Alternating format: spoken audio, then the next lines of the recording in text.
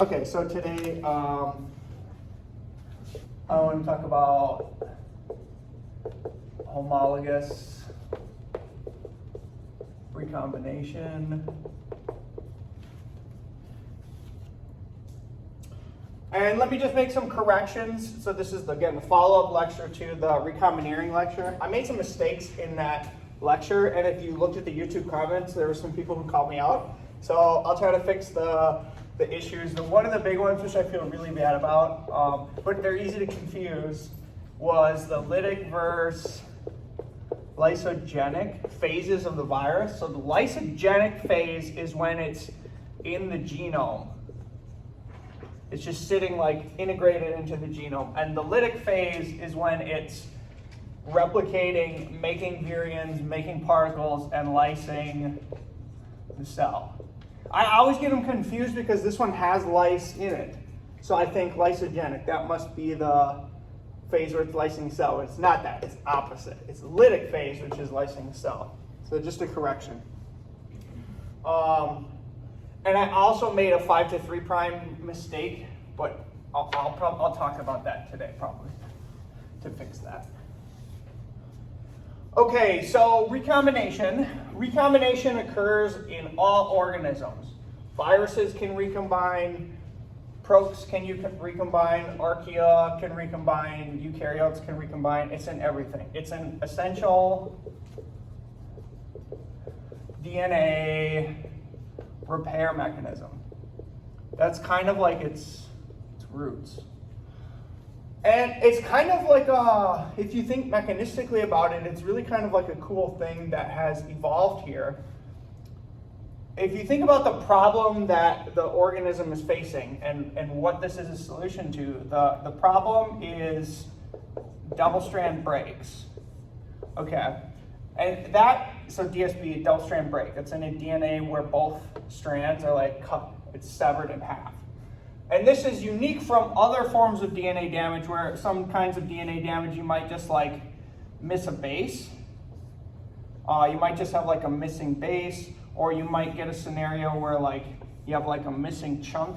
These are less severe, right? Because you can just get a repair enzyme that comes in and it just looks at like what is the base here and then pops it in and matches it.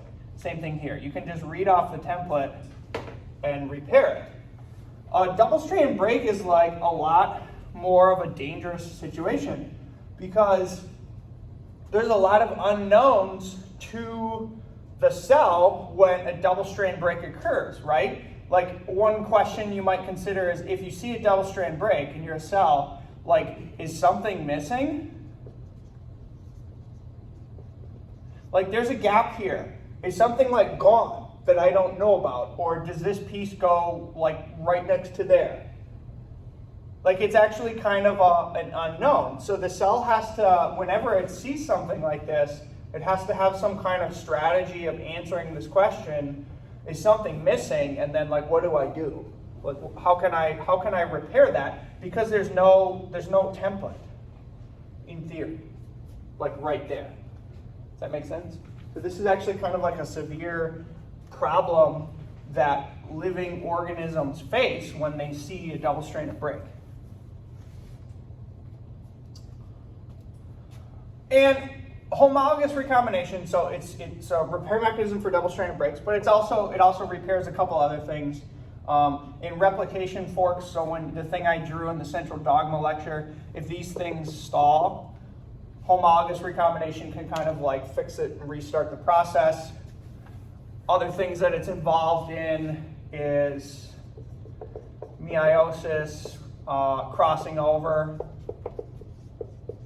So we've talked about this in the past, the idea that when you go through meiosis, you're producing haploid gametes. And in that process, there's a lot of mixing. And so it will take gametes, and you won't just get like a sperm that was derived from your dad and a sperm that was derived from your mom. You would produce a sperm that was a mix of both your mom's genes and your dad's genes, and that only happens through crossing over. So it's inherently important, a mixing function in crossing over for meiosis. It's also a crucial mechanism for what we call HGT, which is horizontal gene transfer. What is this? Have you heard this before? This is important for biotechnology. What is it? It's bacterial sex. Essentially, like. That's more like conjugation. Okay. Horizontal gene transfer is much broader than conjugation. But okay. It's gene transfer across one generation, essentially, like instead of. Well, if it was across a generation from like father to daughter or like parent to child, that's just like vertical transmission. In the same generation. Horizontal transmission is typically like what makes it unique is yes, it's gene transfer, so it's a gene from somehow from this organism like ends up somewhere else. But horizontal implies that it's like a different thing, a different species that picks this thing up. So if you have like a bacteria, and it's got a chromosome, and let's say there's gene A in the chromosome, and let's say this bacteria lives inside of the roots of a plant, and somehow this A gene, somehow, in the long evolutionary history, somehow this A ends up in a plant cell, and it ends up incorporated onto a plant chromosome. That was originally a bacterial gene that came from a bacteria, but it transferred. That's to a totally different organism's genome. That's horizontal gene transfer. This is definitely an important thing to know about. We worry about it a lot because we worry about the context of this. When we worry about it is we're always thinking about, okay, well, let's take a gene from somewhere, put it in something else, and then let's release it into the like wild. What you worry about is, well, that gene that you put in there, maybe it might not stay in the organism that you're releasing. Maybe it'll like move around. And now we know mechanisms of how genes move around, like transposons, recombinations, things like that. So we worry about horizontal gene transfers, and they can be induced by recombinations. So is it always interspecific, like between species? Or is it also like within? Typically that's how you would envision it. Although even though like you don't typically think of like, oh, it's like a like close relatives, like human to chimp. It's typically like vast phylogenetic differences, like a bacterial organism gives a gene to like a fruit fly. Something like that is typically like how it's happening. Or you see it in viruses a lot. Like viruses are integrating into genomes. So oftentimes viruses will carry other genes as cargo, which then get like deposited or left off. That would be a horizontal gene transfer event. So recombination is essential for horizontal gene transfer. It's also important for cancer. So many cancerous cells have like uncontrolled, unregulated recombinations. And you could imagine from selfish gene theory, if you had a particular cell, a cancerous cell, is dividing faster and faster and faster. It's replicating its genes more and more and more. And if it somehow picks up a recombination that makes it even faster, then it's going to be selected for as a cancer. So this is an important mechanism to understand in biotechnology and biology, in medicine, and all kinds of things. Homologous recombination is super important. So there have been successful models of how recombination mechanistically happens. If you've taken biology, perhaps you have been introduced to the Holiday model of recombination, which involves the Holiday Junction. Have you guys seen that or heard that in biology? Yes? It was in one of your previous lectures. In my lectures, yeah, for sure, because I try to introduce things to you guys in phases.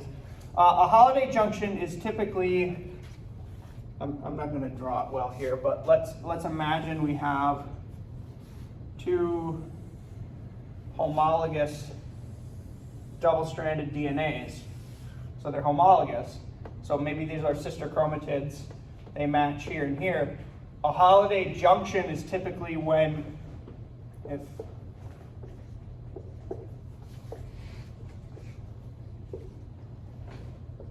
may or may not be worth it labeling this, but typically this one is going to be able to match with this one. So this can essentially kind of do something like that. And then this one can do something like that. This would be what's called, there's some language that you would want to know with this sort of process. Holiday model, the holiday junction, and then you'll hear strand invasion. Strand invasion. This is where this strand is invading this strand. And it's literally like, there's nothing that's changed here. It's the DNA sequence that's matching. It's just that because there's so much similarity, and because you understand from chemistry that when molecules bind to each other, they're kind of like, they're not always just like crushed together unless they're covalently bonded. They're always kind of like shifting and moving, especially double-stranded DNA. So there's scenarios where this thing can pop in and match the other thing. And this is actually catalyzed in homologous recombination. So this can be a good thing, right? Because you can imagine if you're in a situation where you got a double-stranded break, you can find a template for repair. And you can answer the question, which was in the beginning, what's missing here? If you find a homologous region, it's a good guess that this is what you're missing right here. So the holiday junction is a mechanistic way to answer the question of what am I missing in a double-stranded break?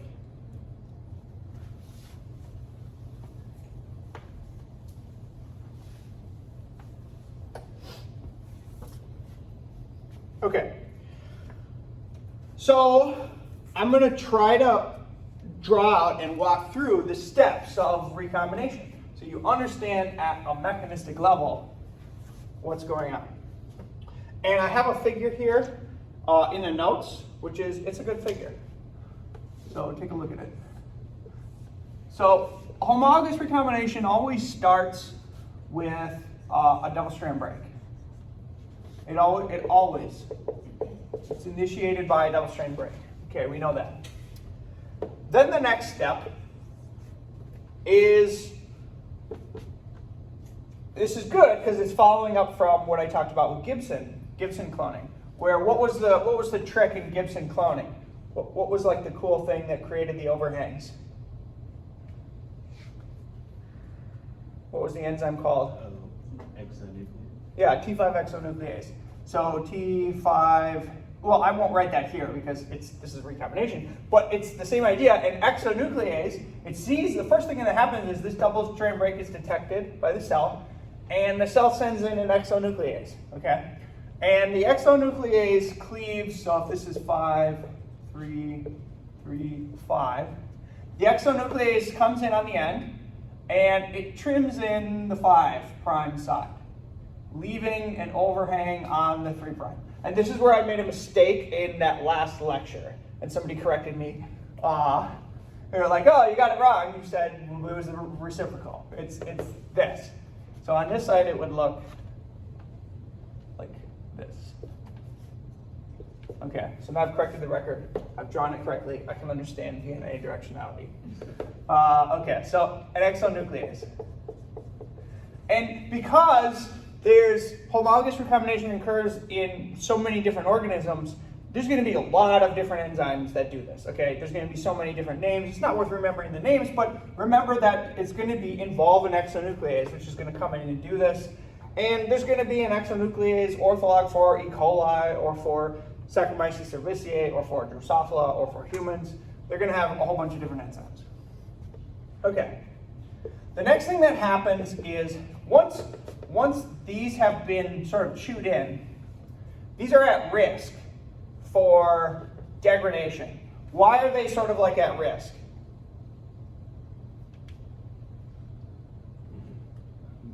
Because of degradation enzymes inside of the cell. Yeah. So there was one exonuclease that the cell sent in, but the cell's got many exonucleases, and if this comes into contact with the wrong one, it might start chewing in further and further and further, and then you're losing more and more and more and more DNA, which you don't want. So you never want, this is one reason why in the last lecture I talked about how, in the SLIM lecture I talked about how when you do that transformation, it's selecting for a circularized plasmid in the prokaryotic case, because if you transform in linear DNA, E. coli thinks that this is something strange. It thinks that this is something foreign, and it's got enzymes that are designed to cut that up, to protect itself. So this is kind of the same thing. When it sees a double-strand break, it quickly does this, but then it has to sort of like, it's got to fix it quick. Otherwise, some enzymes that are improperly going to come in here and start chewing this up. Okay. So the next thing that it does is it assigns some proteins which you should know by as single-stranded DNA binding proteins. Okay, and again, like there's going to be a bunch of different names for these things. They're all going to have like 3-letter names. It's not worth you memorizing them. What you should know is that it's single-stranded binding proteins, single-stranded DNA binding proteins. So that means these are proteins that can specifically come up to these ends. And where are they going to bind if they're single-stranded DNA binding proteins? What are they going to bind to? On that 3 prime. Yeah, they're going to bind to the only spot where there's single-stranded DNA, which is right here. So they're going to kind of like wrap this and protect it temporarily.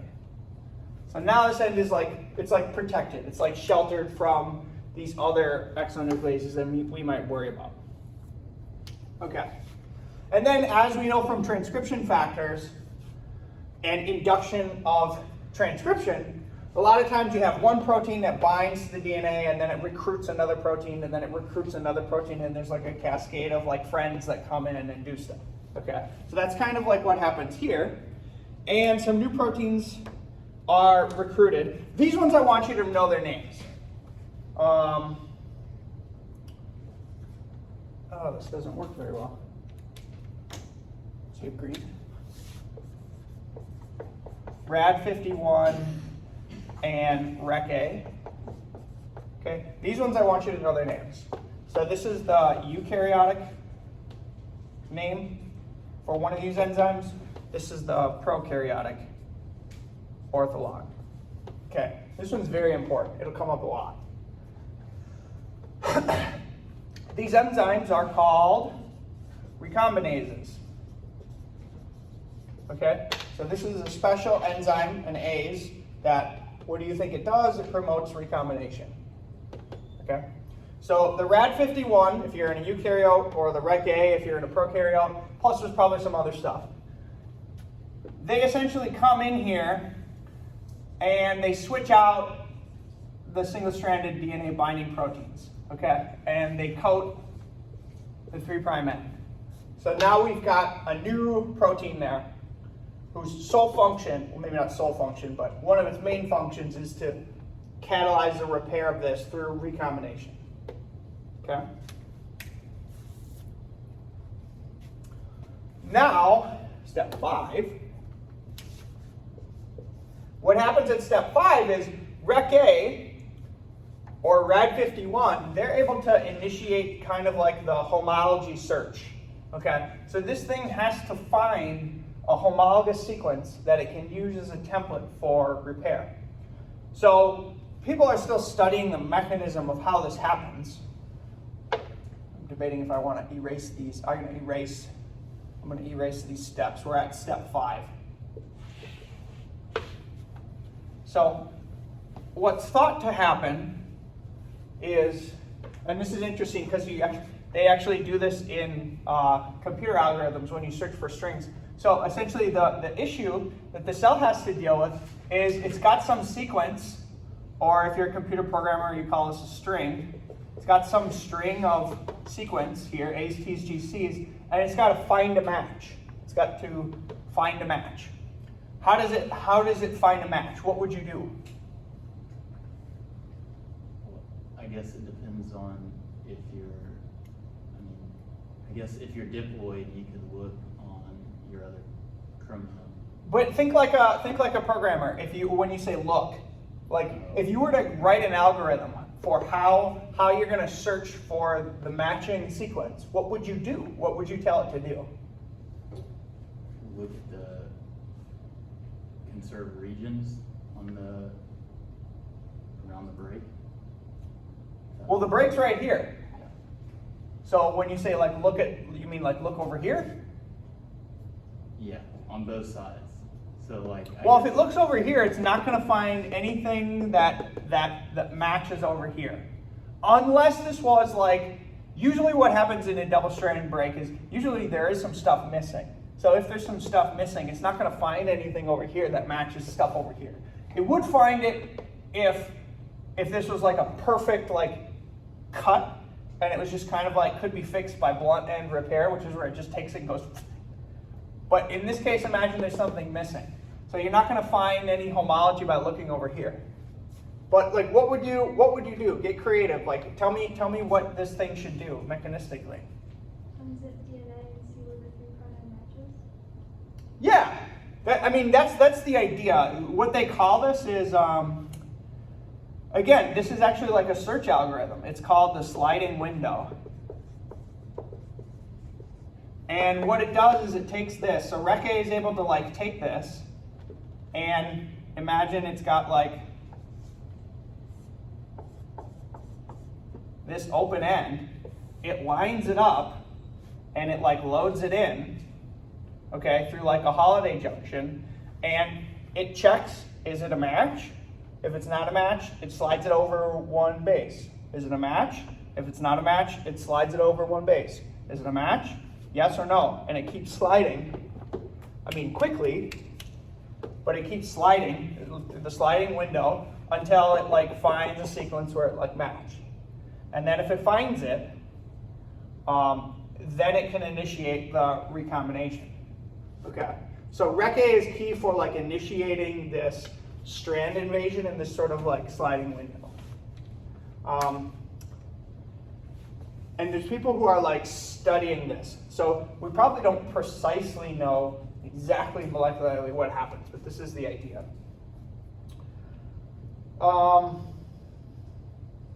Once it finds it, so this would be step 6. So step 5 is like the search for the matching piece on the other chromosome or on the other DNA or on something that you provide if you are doing a recombination reaction. 6 is then going to be the holiday junctions. Okay, so once it finds a match, there's going to be, Recce is going to initiate the holiday junctions. And if you remember from that drawing, it's kind of complicated. It looks something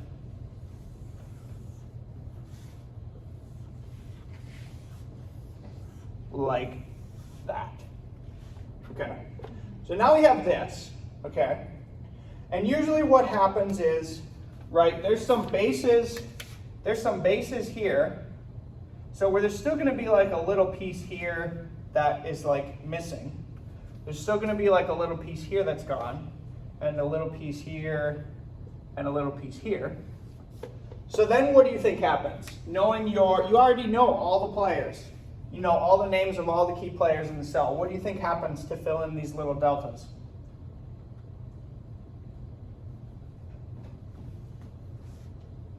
What enzyme could do that? What does this thing look like? It looks like a primer, kind of, right? Like there's like a little primer, and there's an open sequence. So what could fill this in with this template? A DNA polymerase. So then a DNA polymerase will come in, and it sees this as a primer, and it's just going to go tick, tick, tick, tick, tick, tick. Same thing. It's going to fill these in. Okay. Now we kind of like have all the sequence, but we're still not done yet.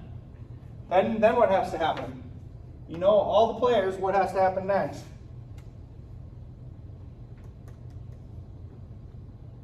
Is this going to stay there? What's holding this on? What's holding this little thing that was just filled in? What's holding it there? Hydrogen bonds. Our hydrogen bonds going to stay there. So how are you going to make it stay there? You have to make a covalent bond. What's the covalent bond you have to make?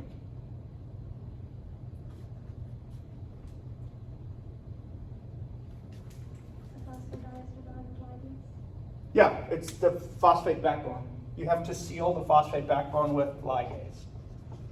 So ligase is going to come in and it's going to make that connection, and that connection, that connection, and that connection, that connection, etc. Now it's solid. And now you're noticing, well, like, what about these things? These are like kind of like tangles, right? And this might actually happen before the ligase, or even before the polymerase. So perhaps the order is not quite accurate here as I'm talking about it. But essentially, something has to come in and resolve these tangles. Okay? So this is a name of an enzyme that I've talked about it. You should know it. What's an enzyme that's real good at resolving tangles in DNA?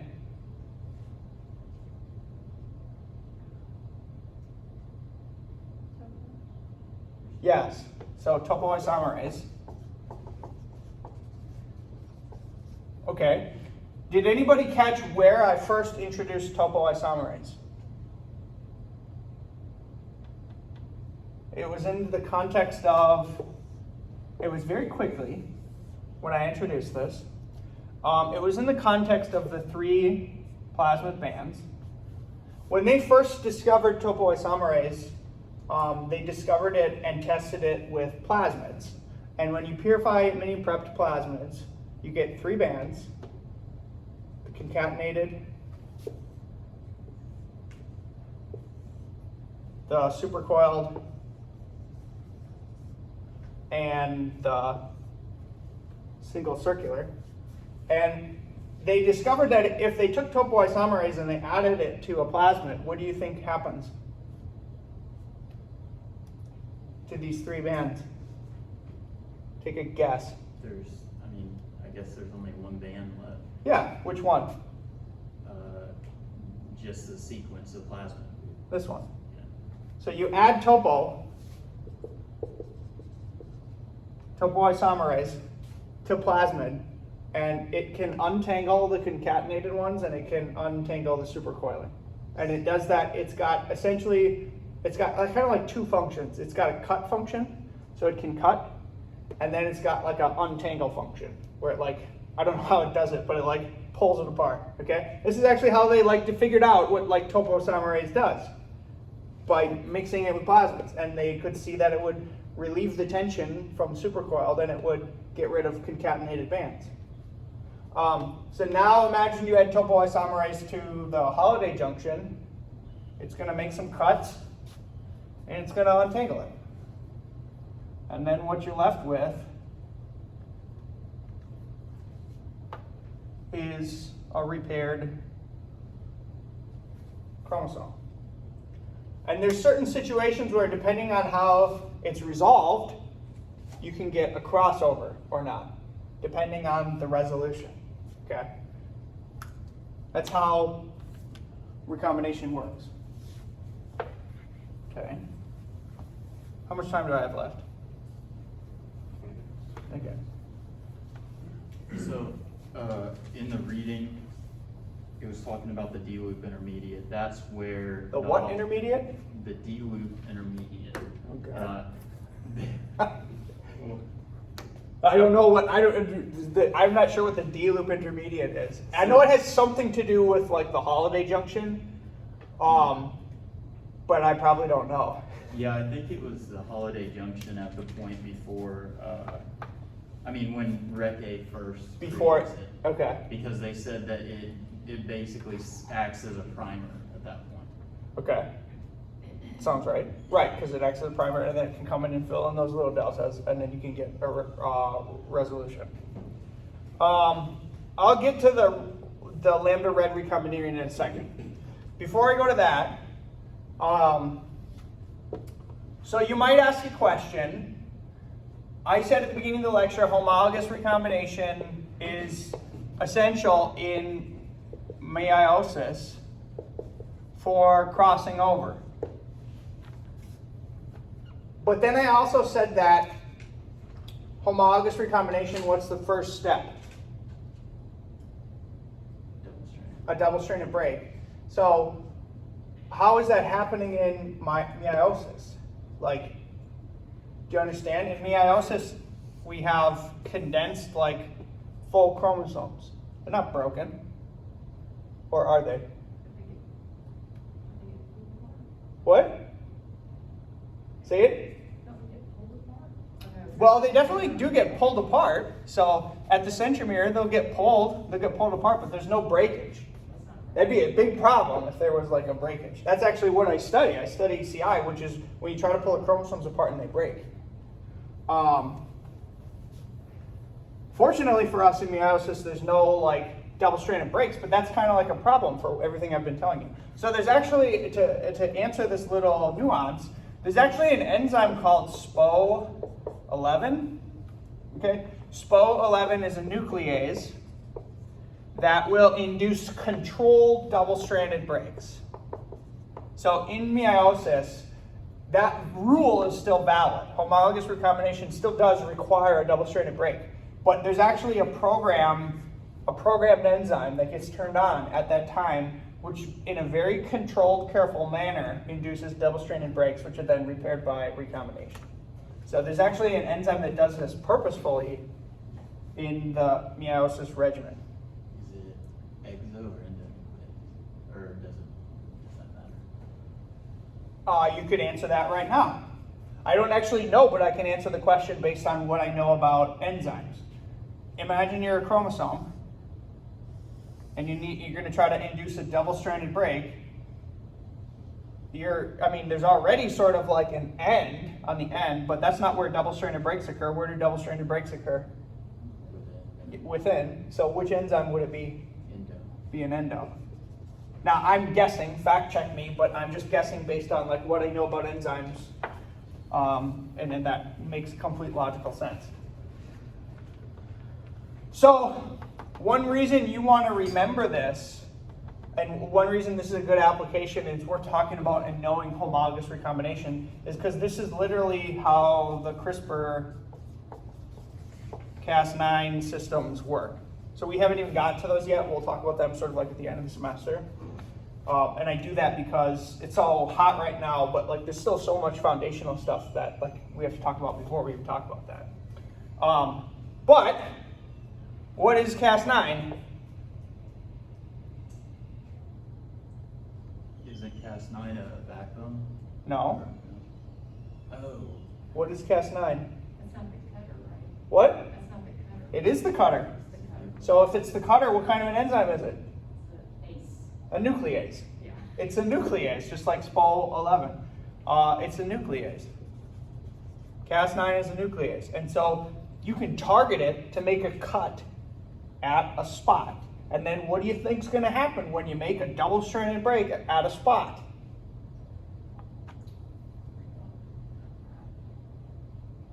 What will happen when you make a double-stranded break at a spot?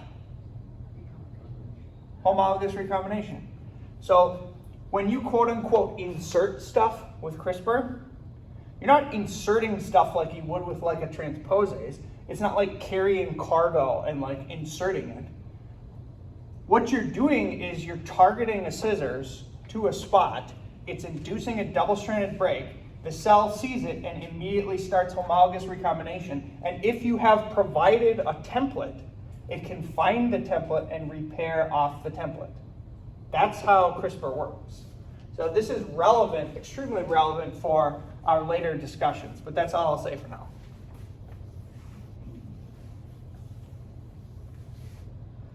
Okay, how is it different in the Lambda Red recombineering system that we talked about? So Lambda is a lambda phage.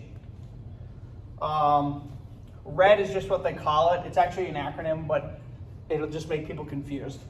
So just remember that Lambda Red is the recombination system from the Lambda virus. It was invented by Don Kort's lab, or at least they popularized it and made it like practical. And it works by taking 3 key proteins from the Lambda virus. Okay, Lambda viruses, I talked about in the lecture, they go through different life stages, the lytic, lysogenic. So there's a stage in their life where they want to integrate and recombine their DNA. And they also replicate, well,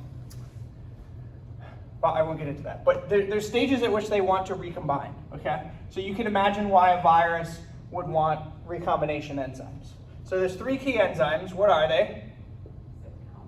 Exo, beta, gamma. Exo, beta, gamma. Now, this is very easy to understand now that we understand recombination. What's exo, probably? Yeah, it's the exonuclease. So exo is an exonuclease. And it's going to trim it exactly the same way as I said in homologous recombination. If you provide a linear fragment, it's going to cut in on the 5' end and leave 3' overhangs. It's going to do that, okay? Beta, what do you think beta does?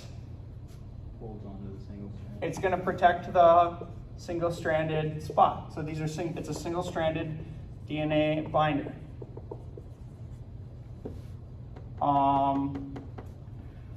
And beta actually is also, I guess for our discussion, you might consider it similar to Rec A in that it can induce recombination. So the beta can assist with strand invasion.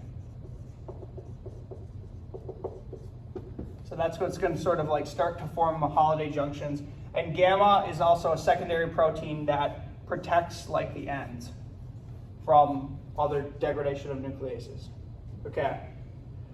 So let's follow up. If homologous recombination requires a double-strand break, where's the double-stranded break in this situation? Where in this situation, what we're trying to do is we're trying to integrate something into the genome. Where's the double-strand break come in?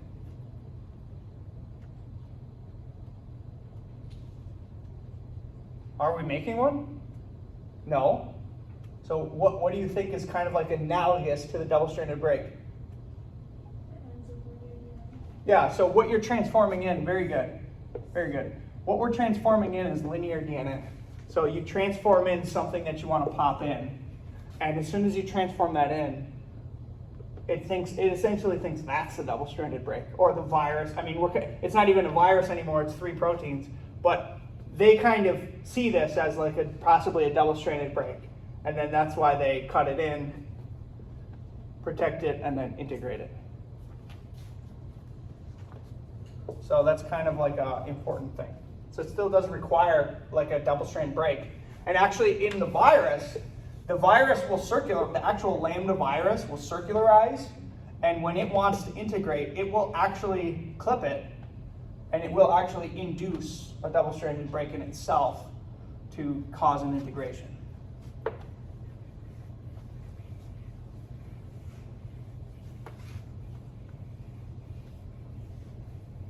How much time do I have?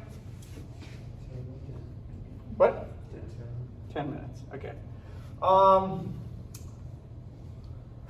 So, just so you guys know, it's interesting. I like teaching with YouTube because I can see like what people like. This is the most popular lecture I've ever posted. People from all over the world like watch this. It has the most hours watched.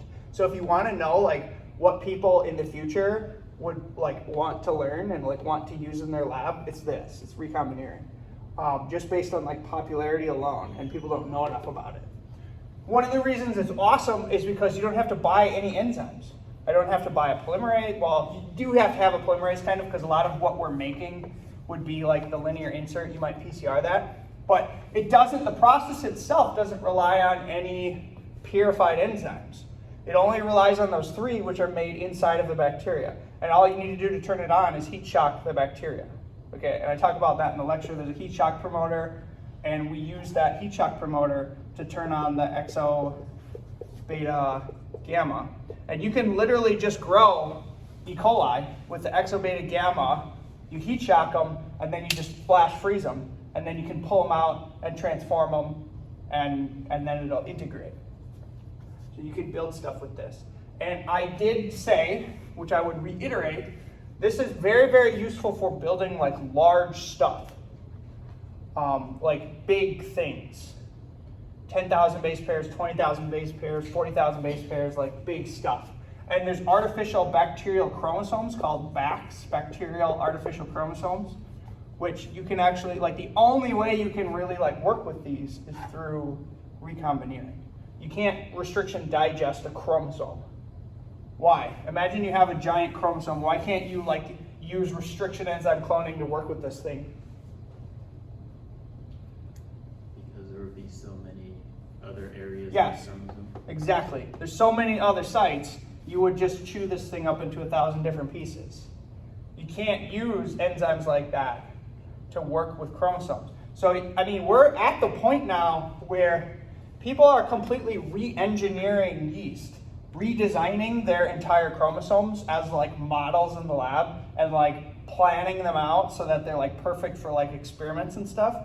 And they're doing that with E. coli. They're like re-engineering the entire E. coli organism, redesigning its chromosomes to be for particular experiments and things like that. The only way you can do that is with recombinating. So this is like, if I was to restart my education, I would start learning this.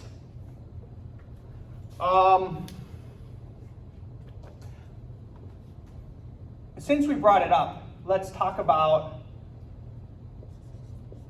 this. So most of the lab strains that we work with, E. coli strains, that we build stuff in are delta rec A, which means what?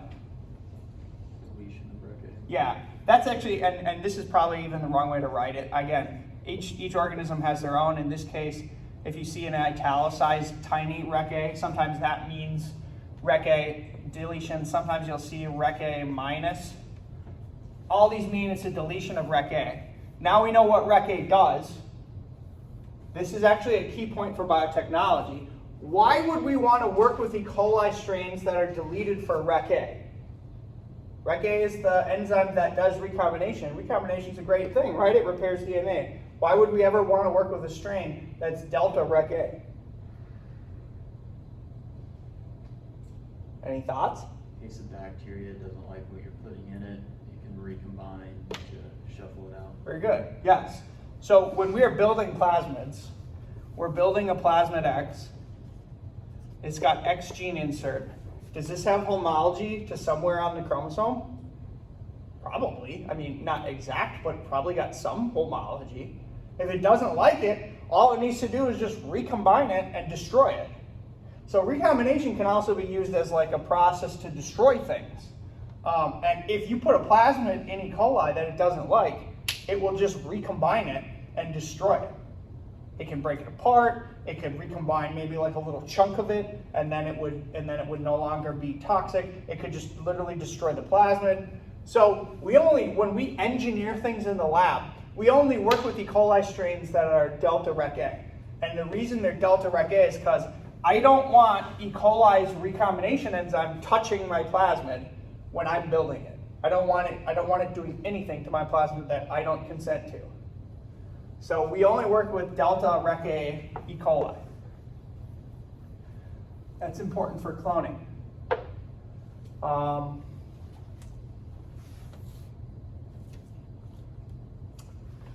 I don't have a lot of time for this, but I'll just bring it up briefly. So I laid out the molecular mechanism of how recombination happens. How do you think we know that? Like, how do we study and understand, oh, this strand invades and this protein is binding here? Like, how would we know that mechanistically? So a lot of these studies, when you're talking about like structural morphology and like functional actions and movements of proteins, a lot of this starts off with X-ray crystallography. Oh, spelled it wrong. Crystallography. Okay. This is kind of like taking a way to like take a picture of a protein. So what people can do is they can purify a protein X, and they can get it bound to the DNA. And then they essentially just sort of like roll a bunch of dice, mix it with a bunch of different buffers, 1,000, 100, 10,000 different buffers, and you hope that it forms an ice, kind of like an ice crystal. You hope that it forms a crystal. Okay, and once it forms a crystal, proteins can form crystals, just like salt can form crystals, just like anything can form crystals, okay? You hope you get a condition where it forms a crystal, and then you can shoot a laser at it, and depending on how the light like reflects back, they can use algorithms to like calculate like what the structure of the actual protein X is. This is called X-ray crystallography. Again, way more complex than that, but that's what they're doing. And essentially what happens is you try to catch the intermediates. So when a chemical reaction is happening, you try to like crystallize an intermediate. And then if you can get a picture of it, you can essentially like assemble what is essentially like a stop motion movie of different phases of the protein like moving, okay? So somebody's PhD was 5 years spent acquiring this picture. And then another person's PhD, 5 years was spent acquiring this picture. And then another person's PhD was spent acquiring this picture. And eventually, if you waste enough PhDs, you can like form like a movie. This is the example for this is the first, one of the first movies filming a horse running. This is like actually like the classical example. Like they take a bunch of pictures and they can assemble them, and then you can make a movie of like a horse running, and then they understood like how its legs were moving. This is kind of like how it starts, but there's limitations to this. What's the limitation of this? Imagine how hard it is to capture a crystal of something that is an intermediate, which is only happening for like, you know, like, I don't know, seconds, but like an instant in time. It can be impossible. So you might end up with situations where you're missing pieces. And so you can't fill in the whole mechanism because you've seen this and you've seen this, but you don't really quite know what's happening in between. So there's some, I won't go into too much detail, but there's a newer technique called it's a U, super resolution microscopy. It's a variant of confocal microscopy. I attached a video on just click it, watch the YouTube, it's 5 minutes. It's really interesting. And this has been a key technique that's been used to sort of outline the mechanism of what's happening in recombination. So I would highly suggest watching that little YouTube video. Just click the link. And I can end with that.